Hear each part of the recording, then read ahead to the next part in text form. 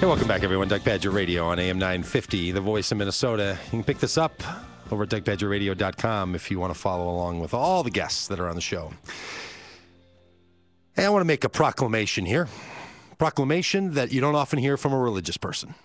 You ready, Grover? Dun, dun, dun. Here we go. I don't believe in miracles. I don't believe in miracles. What? I want to tell you what I mean by that. How can you say But let's that start.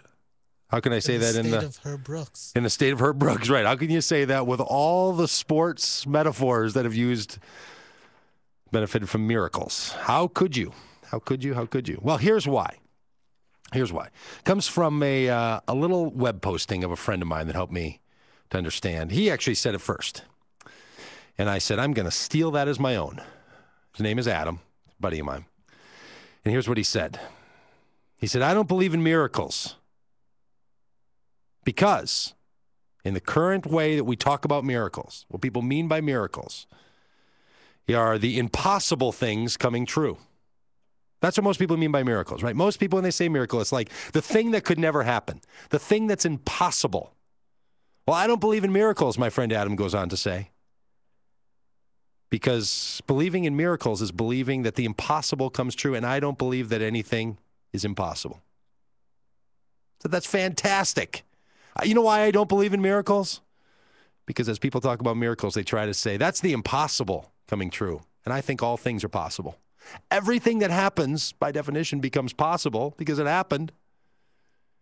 So I don't believe in miracles because that's all that kind of fictitious stuff about the impossible happening. I believe in all things are possible.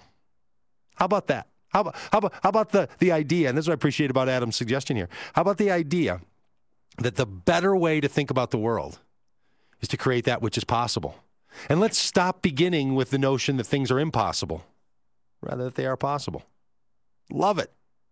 So my confession of faith here at Pagitt Radio is I don't believe in miracles by this notion that it's the impossible coming true. Rather, I believe that all things are possible. So when do you plan on perfect flying? Well, Grover, I appreciate your sassiness. I mean, if a guy can't appreciate a little sass when a fellow's making a religious conviction, then what good is a religious conviction, right? If it doesn't invite a little sassy. Here's when, Grover, I'll tell you. 46 hours from now when I get on an airplane. I'm flying to Chicago 46 hours from now. And you know what I'm going to do? I'm going to perfect flying, fella. I'm going to perfect flying. I think Boeing did that a few years ago. That's what I'm getting at. See, 150 years ago, it would have been impossible. And it wasn't a miracle. It's impossible for you to go out in that parking lot and fly home. Well, then I'm not going to believe in a miracle that makes the impossible possible. What I'm going to do is I'm going to say that which is possible. That's what I'm going to pursue. That's far more hopeful. What you want is you don't want a God that makes impossible things happen. You want a God that makes all possible things happen.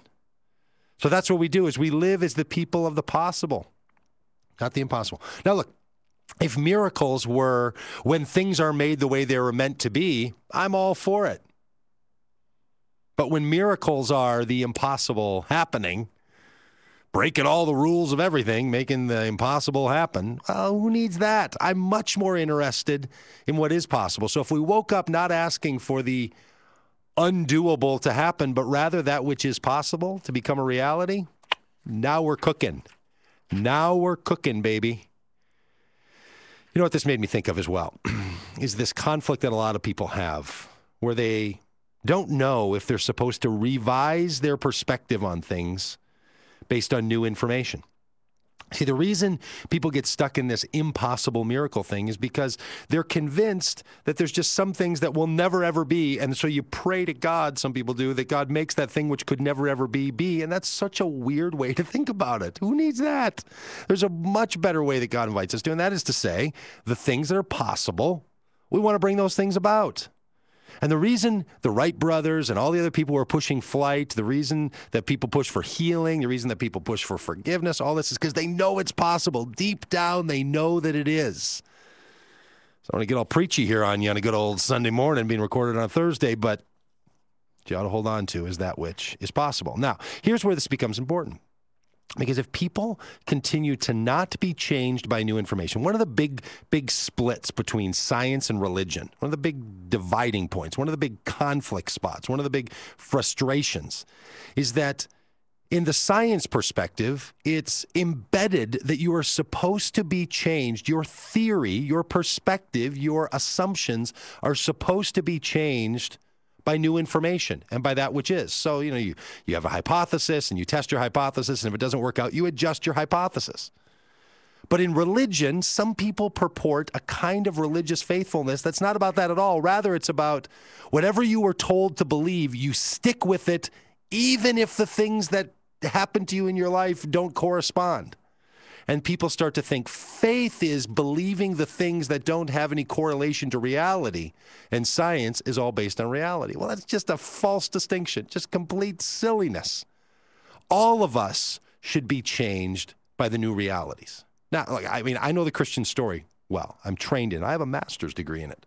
I have a master's degree in theology. You know what that gets you? It gets you a guy wearing a headset and saying, "Would you like fries with that?" But even as a person who has a master's degree in theology, I can tell you that throughout the story of the Christian Bible, what you have over and over and over are people who experience something that doesn't match what they assumed. And conversion is changing your assumptions based on the new realities. So when people argue that what we're supposed to be as religious people are the unchangeable, the unshakable, the unquestionable holders of a perspective, it's just no longer Christian. How about that? Because we are not people who believe in the impossible. We're people who believe that all things are possible. So this is where the real rub comes for so many of us, is that we want to have a faith that's expanding, that's growing, that's changing, we're ever being converted. This is the story of Jesus with his followers. If you know that story from the Gospels, you know that's how it rolls out, they're like, this can't possibly be true. But it was. Not because the impossible became a reality, but because the possibility was seen. So that's how we're supposed to approach these things. Now, I heard, you wouldn't believe this, Grover, but I was flipping around the radio stations. I like to listen to a lot of different people about a lot of different topics. And I heard Joe the plumber. Remember that guy way back from the election, the guy who was on the McCain side and the other guy? And you know what I heard him say on the radio? I heard him say with my own ears. He said, there's some things I believe, and I'm not going to flip-flop around, and I'm not going to change my opinion on them. I believe them today, and I'm going to believe them 20 years from now. And then he listed off what they were. And I'm like, what kind of an attitude is that about the world? I have things that I'm going to believe them no matter what. Well, you're no longer being a faithful person. You are now somebody who has just said, I'm just simply settled in and dogmatic. And to that, I would say that the good news of today is, and the Christian story, that's not even the science story. That kind of perspective, I believe what I believe and it will never change no matter what. Never let that be an imposter of faith. I don't believe in miracles because I believe that all things are possible. How about that? Like Pagitt Radio. Religious radio. It's not quite right. The preacher man hitting the airwaves. Brought out by Neil Diamond. Like Pagitt Radio. Religious radio is not quite right. On AM 950. And over there at DougPagittRadio.com.